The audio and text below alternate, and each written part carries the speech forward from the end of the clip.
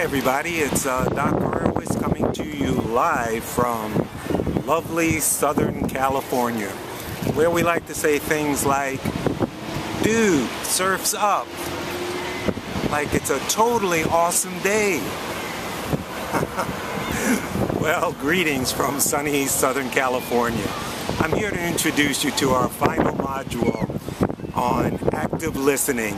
I call it the ultimate key to improving your interpersonal relationships. It wasn't always like that. Growing up in the South Bronx in New York City, I didn't really know there was a skill called listening until I was about 25 years old. Why? Well, in my family, our version of listening was simply speaking over everybody. And the more emotional the topic was, like religion, politics, sex, the louder we got. So all we ever did was talk louder. I can fondly recall my dad getting particularly loud on issues like what we would call economics today.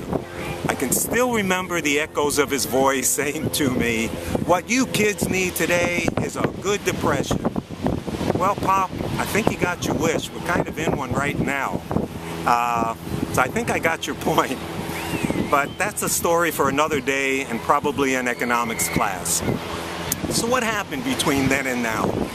Well, as many of you know, I took that saga to the Midwest and ultimately to California and came to the listening game a little bit late, but with a lot of mentoring and some rewiring probably of some brain cells, I finally got the idea that maybe, just maybe, you could actually learn a few things from other people, even a know-it-all like myself who was used to being catered to.